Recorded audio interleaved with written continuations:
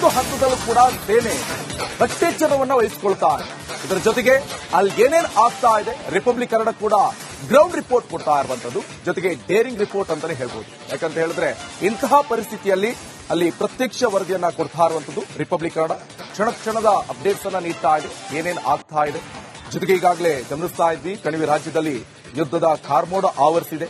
ಹೆಜ್ಜೆ ಹೆಜ್ಜೆಗೂ ಕೂಡ ಸೇನಾ ಸಿಬ್ಬಂದಿ ಕಟ್ಟೆಚ್ಚರವನ್ನ ವಹಿಸಿದ್ದಾರೆ. 2019 ಫೆಬ್ರವರಿ 14ರಂದು ಪುಲ್ವಾಮಾದ ಲೇತಾಪೋರ್ನಲ್ಲಿ 40 ಜನ ಸೈನಿಕರು ಉಗ್ರರ ದಾಳಿಗೆ ಬಲಿಯಾದ್ರು.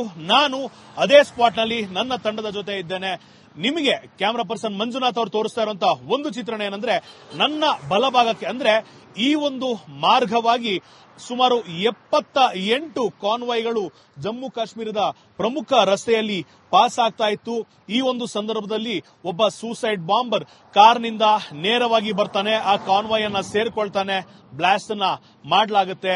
ನಾವೀಗ ಯಾವ ರಸ್ತೆಯನ್ನ ತೋರಿಸ್ತಾ ಇದೀವಿ, ಆ ರಸ್ತೆಯಿಂದ ನೇರವಾಗಿ ಹೈವೇಗೆ ಕನೆಕ್ಟ್ ಆಗ್ತಾನೆ. ಆ ಸಂದರ್ಭದಲ್ಲಿ ದಾಳಿಯಾದಂತಹ ಸಂದರ್ಭದಲ್ಲಿ ಹೈವೇ ಇರಲಿಲ್ಲ, ಹಾಗೆ ಈ ಒಂದು ಡಿವಿಯೇಷನ್ ಕೂಡ ಇರಲಿಲ್ಲ. ಅಟ್ಯಾಕ್ ಆದ ನಂತರ ರಸ್ತೆ ಕಿತ್ತು ಹೋಗಿರುತ್ತೆ. ಈಗಷ್ಟೇ ಹೊಸದಾಗಿ ರಸ್ತೆಯನ್ನ ಹಾಕಲಾಗಿದೆ ಅನ್ನೋ ಒಂದು ಸ್ಥಳೀಯರ ಮಾಹಿತಿ ಆಗಿರುವಂತದ್ದು.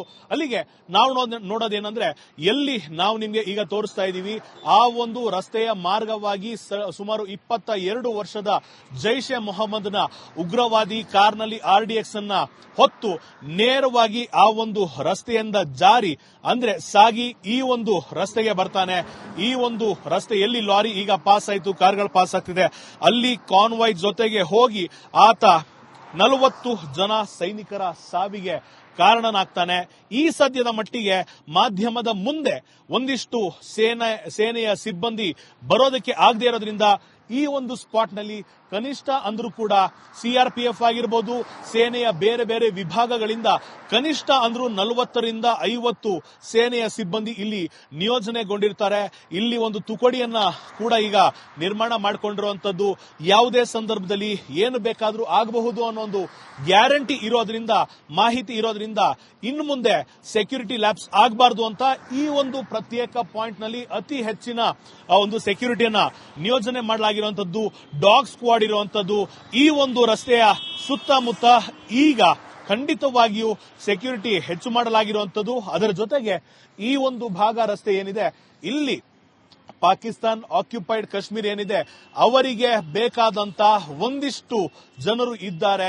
ಯಾವುದೇ ಸಂದರ್ಭದಲ್ಲಿ ಯಾವುದೇ ಅನಾಹುತ ನಡೆಯಬಹುದು ಅನ್ನೋ ಒಂದು ಮಾಹಿತಿ ಇರೋದ್ರಿಂದಲೇ ಇಲ್ಲಿ ಹೆಚ್ಚಿನ ಸೇನೆಯ ಪಡೆಯನ್ನ ನಿಯೋಜನೆ ಮಾಡಲಾಗಿರುವಂತದ್ದು. ನಾವು ನಿಮಗಾಗಿ ಪುಲ್ವಾಮಾ ಅಟ್ಯಾಕ್ ನಡೆದ ಸ್ಥಳದಿಂದ ವರದಿಯನ್ನ ಮಾಡ್ತಾ ಇದ್ದೇವೆ. ಮುಂದಿನ ಭಾಗದಲ್ಲಿ ಅನೇಕ ವಿಚಾರಗಳನ್ನ, ಕಾಶ್ಮೀರದಲ್ಲಿ ಪರಿಸ್ಥಿತಿ ಯಾವ ರೀತಿ ಇದೆ, ಇಲ್ಲಿನ ಜನರು ಏನ್ ಹೇಳ್ತಾರೆ ಎಲ್ಲವನ್ನ ತೋರಿಸ್ತೇವೆ. ಅಲ್ಲಿವರೆಗೂ ನೋಡ್ತಾ ಇರಿ ರಿಪಬ್ಲಿಕ್ ಕನ್ನಡ. ಕಾಶ್ಮೀರದಿಂದ ನಾನು ಅಭಿಷೇಕ್, ಕ್ಯಾಮರಾ ಪರ್ಸನ್ ಮಂಜುನಾಥ್ ಜೊತೆ. ಒಂದು ಹಂತದಲ್ಲೂ ಕೂಡ ಸೇನೆ ಕಟ್ಟೆಚ್ಚರವನ್ನ ವಹಿಸಿಕೊಳ್ತಾ ಇದೆ.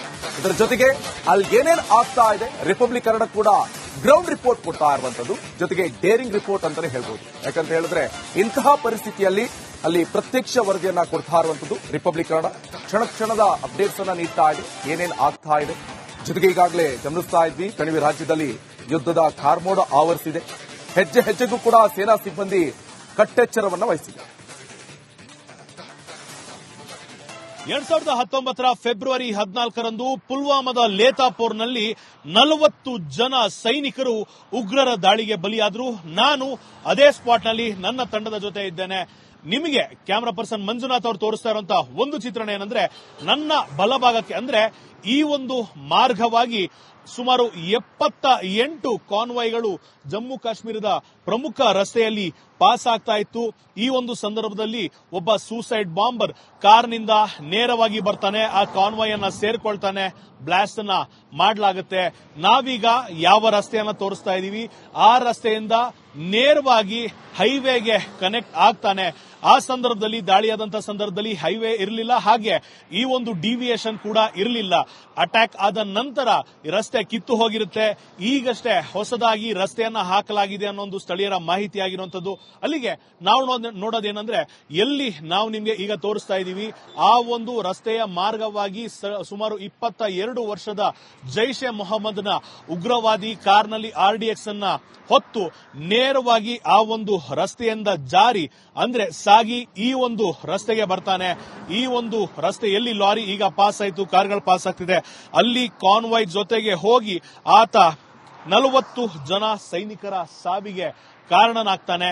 ಈ ಸದ್ಯದ ಮಟ್ಟಿಗೆ ಮಾಧ್ಯಮದ ಮುಂದೆ ಒಂದಿಷ್ಟು ಸೇನೆಯ ಸಿಬ್ಬಂದಿ ಬರೋದಕ್ಕೆ ಆಗದೆ ಇರೋದ್ರಿಂದ ಈ ಒಂದು ಸ್ಪಾಟ್ ನಲ್ಲಿ ಕನಿಷ್ಠ ಅಂದ್ರೂ ಕೂಡ CRPF ಆಗಿರಬಹುದು, ಸೇನೆಯ ಬೇರೆ ಬೇರೆ ವಿಭಾಗಗಳಿಂದ ಕನಿಷ್ಠ ಅಂದ್ರೂ 40ರಿಂದ 50 ಸೇನೆಯ ಸಿಬ್ಬಂದಿ ಇಲ್ಲಿ ನಿಯೋಜನೆಗೊಂಡಿರ್ತಾರೆ. ಇಲ್ಲಿ ಒಂದು ತುಕಡಿಯನ್ನ ಕೂಡ ಈಗ ನಿರ್ಮಾಣ ಮಾಡಿಕೊಂಡಿರುವಂತದ್ದು. ಯಾವುದೇ ಸಂದರ್ಭದಲ್ಲಿ ಏನು ಬೇಕಾದ್ರೂ ಆಗಬಹುದು ಅನ್ನೋ ಒಂದು ಗ್ಯಾರಂಟಿ ಇರೋದ್ರಿಂದ, ಮಾಹಿತಿ ಇರೋದ್ರಿಂದ ಇನ್ನು ಮುಂದೆ ಸೆಕ್ಯೂರಿಟಿ ಲ್ಯಾಪ್ಸ್ ಆಗಬಾರ್ದು ಅಂತ ಈ ಒಂದು ಪ್ರತ್ಯೇಕ ಪಾಯಿಂಟ್ ನಲ್ಲಿ ಅತಿ ಹೆಚ್ಚಿನ ಒಂದು ಸೆಕ್ಯೂರಿಟಿಯನ್ನ ನಿಯೋಜನೆ ಮಾಡಲಾಗಿರುವಂತದ್ದು. ಡಾಗ್ ಸ್ಕ್ವಾಡ್ ಇರುವಂತದ್ದು ಈ ಒಂದು ರಸ್ತೆಯ ಸುತ್ತಮುತ್ತ ಈಗ ಖಂಡಿತವಾಗಿಯೂ ಸೆಕ್ಯೂರಿಟಿ ಹೆಚ್ಚು ಮಾಡಲಾಗಿರುವಂತದ್ದು. ಅದರ ಜೊತೆಗೆ ಈ ಒಂದು ಭಾಗ ರಸ್ತೆ ಏನಿದೆ ಇಲ್ಲಿ ಪಾಕಿಸ್ತಾನ್ ಆಕ್ಯುಪೈಡ್ ಕಾಶ್ಮೀರ್ ಏನಿದೆ ಅವರಿಗೆ ಬೇಕಾದಂತ ಒಂದಿಷ್ಟು ಜನರು ಇದ್ದಾರೆ. ಯಾವುದೇ ಸಂದರ್ಭದಲ್ಲಿ ಯಾವುದೇ ಅನಾಹುತ ನಡೆಯಬಹುದು ಅನ್ನೋ ಒಂದು ಮಾಹಿತಿ ಇರೋದ್ರಿಂದಲೇ ಇಲ್ಲಿ ಹೆಚ್ಚಿನ ಸೇನೆಯ ಪಡೆಯನ್ನ ನಿಯೋಜನೆ ಮಾಡಲಾಗಿರುವಂತದ್ದು. ನಾವು ನಿಮಗಾಗಿ ಪುಲ್ವಾಮಾ ಅಟ್ಯಾಕ್ ನಡೆದ ಸ್ಥಳದಿಂದ ವರದಿಯನ್ನ ಮಾಡ್ತಾ ಇದ್ದೇವೆ. ಮುಂದಿನ ಭಾಗದಲ್ಲಿ ಅನೇಕ ವಿಚಾರಗಳನ್ನ, ಕಾಶ್ಮೀರದಲ್ಲಿ ಪರಿಸ್ಥಿತಿ ಯಾವ ರೀತಿ ಇದೆ, ಇನ್ನಿನ ಜನರು ಏನ್ ಹೇಳ್ತಾರೆ ಎಲ್ಲವನ್ನ ತೋರಿಸ್ತೇವೆ. ಅಲ್ಲಿವರೆಗೂ ನೋಡ್ತಾ ಇರಿ ರಿಪಬ್ಲಿಕ್ ಕನ್ನಡ. ಕಾಶ್ಮೀರದಿಂದ ನಾನು ಅಭಿಷೇಕ್, ಕ್ಯಾಮರಾ ಪರ್ಸನ್ ಮಂಜುನಾಥ್ ಜೊತೆ. ಒಂದು ಹಂತದಲ್ಲೂ ಕೂಡ ಸೇನೆ ಕಟ್ಟೆಚ್ಚರವನ್ನ ವಹಿಸಿಕೊಳ್ತಾ ಇದೆ. ಇದರ ಜೊತೆಗೆ ಅಲ್ಲಿ ಏನೇನ್ ಆಗ್ತಾ ಇದೆ ರಿಪಬ್ಲಿಕ್ ಕನ್ನಡ ಕೂಡ ಗ್ರೌಂಡ್ ರಿಪೋರ್ಟ್ ಕೊಡ್ತಾ ಇರುವಂತದ್ದು, ಜೊತೆಗೆ ಡೇರಿಂಗ್ ರಿಪೋರ್ಟ್ ಅಂತಾನೆ ಹೇಳ್ಬೋದು. ಯಾಕಂತ ಹೇಳಿದ್ರೆ ಇಂತಹ ಪರಿಸ್ಥಿತಿಯಲ್ಲಿ ಅಲ್ಲಿ ಪ್ರತ್ಯಕ್ಷ ವರದಿಯನ್ನ ಕೊಡ್ತಾ ಇರುವಂತದ್ದು ರಿಪಬ್ಲಿಕ್ ಕನ್ನಡ. ಕ್ಷಣ ಕ್ಷಣದ ಅಪ್ಡೇಟ್ಸ್ ಅನ್ನ ನೀಡ್ತಾ ಇದೆ, ಏನೇನ್ ಆಗ್ತಾ ಇದೆ. ಜೊತೆಗೆ ಈಗಾಗಲೇ ಗಮನಿಸ್ತಾ ಇದ್ವಿ, ಕಣಿವೆ ರಾಜ್ಯದಲ್ಲಿ ಯುದ್ಧದ ಕಾರ್ಮೋಡ ಆವರಿಸಿದೆ.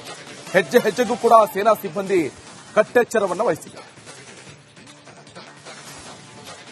2019 ಫೆಬ್ರವರಿ 14ರಂದು ಪುಲ್ವಾಮಾದ ಲೇತಾಪೋರ್ನಲ್ಲಿ 40 ಜನ ಸೈನಿಕರು ಉಗ್ರರ ದಾಳಿಗೆ ಬಲಿಯಾದ್ರು. ನಾನು ಅದೇ ಸ್ಪಾಟ್ನಲ್ಲಿ ನನ್ನ ತಂಡದ ಜೊತೆ ಇದ್ದೇನೆ. ನಿಮಗೆ ಕ್ಯಾಮರಾ ಪರ್ಸನ್ ಮಂಜುನಾಥ್ ಅವರು ತೋರಿಸ್ತಾ ಇರುವಂತಹ ಒಂದು ಚಿತ್ರಣ ಏನಂದ್ರೆ, ನನ್ನ ಬಲಭಾಗಕ್ಕೆ ಅಂದ್ರೆ ಈ ಒಂದು ಮಾರ್ಗವಾಗಿ ಸುಮಾರು 78 ಕಾನ್ವಾಯ್ಗಳು ಜಮ್ಮು ಕಾಶ್ಮೀರದ ಪ್ರಮುಖ ರಸ್ತೆಯಲ್ಲಿ ಪಾಸ್ ಆಗ್ತಾ ಇತ್ತು. ಈ ಒಂದು ಸಂದರ್ಭದಲ್ಲಿ ಒಬ್ಬ ಸೂಸೈಡ್ ಬಾಂಬರ್ ಕಾರ್ನಿಂದ ನೇರವಾಗಿ ಬರ್ತಾನೆ, ಆ ಕಾನ್ವಾಯ್ ಅನ್ನ ಸೇರ್ಕೊಳ್ತಾನೆ, ಬ್ಲಾಸ್ಟ್ ಅನ್ನ ಮಾಡಲಾಗುತ್ತೆ.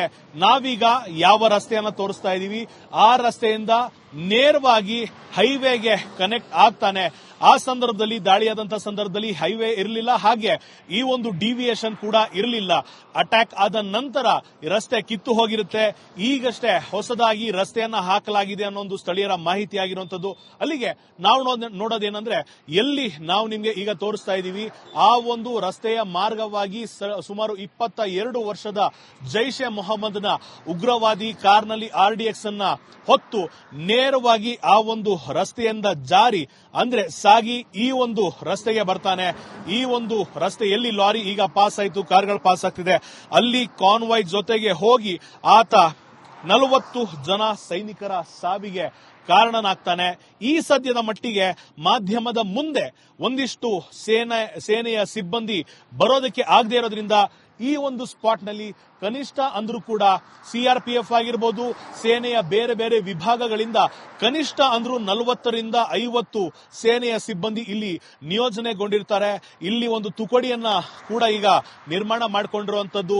ಯಾವುದೇ ಸಂದರ್ಭದಲ್ಲಿ ಏನು ಬೇಕಾದ್ರೂ ಆಗಬಹುದು ಅನ್ನೋ ಒಂದು ಗ್ಯಾರಂಟಿ ಇರೋದ್ರಿಂದ, ಮಾಹಿತಿ ಇರೋದ್ರಿಂದ ಇನ್ನು ಮುಂದೆ ಸೆಕ್ಯೂರಿಟಿ ಲ್ಯಾಪ್ಸ್ ಆಗಬಾರ್ದು ಅಂತ ಈ ಒಂದು ಪ್ರತ್ಯೇಕ ಪಾಯಿಂಟ್ ನಲ್ಲಿ ಅತಿ ಹೆಚ್ಚಿನ ಒಂದು ಸೆಕ್ಯೂರಿಟಿಯನ್ನ ನಿಯೋಜನೆ ಮಾಡಲಾಗಿರುವಂತದ್ದು.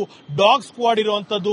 ಈ ಒಂದು ರಸ್ತೆಯ ಸುತ್ತಮುತ್ತ ಈಗ ಖಂಡಿತವಾಗಿಯೂ ಸೆಕ್ಯೂರಿಟಿ ಹೆಚ್ಚು ಮಾಡಲಾಗಿರುವಂತದ್ದು. ಅದರ ಜೊತೆಗೆ ಈ ಒಂದು ಭಾಗ ರಸ್ತೆ ಏನಿದೆ ಇಲ್ಲಿ ಪಾಕಿಸ್ತಾನ್ ಆಕ್ಯುಪೈಡ್ ಕಾಶ್ಮೀರ ಏನಿದೆ ಅವರಿಗೆ ಬೇಕಾದಂತ ಒಂದಿಷ್ಟು ಜನರು ಇದ್ದಾರೆ. ಯಾವುದೇ ಸಂದರ್ಭದಲ್ಲಿ ಯಾವುದೇ ಅನಾಹುತ ನಡೆಯಬಹುದು ಅನ್ನೋ ಒಂದು ಮಾಹಿತಿ ಇರೋದ್ರಿಂದಲೇ ಇಲ್ಲಿ ಹೆಚ್ಚಿನ ಸೇನೆಯ ಪಡೆಯನ್ನ ನಿಯೋಜನೆ ಮಾಡಲಾಗಿರುವಂತದ್ದು. ನಾವು ನಿಮಗಾಗಿ ಪುಲ್ವಾಮಾ ಅಟ್ಯಾಕ್ ನಡೆದ ಸ್ಥಳದಿಂದ ವರದಿಯನ್ನ ಮಾಡ್ತಾ ಇದ್ದೇವೆ.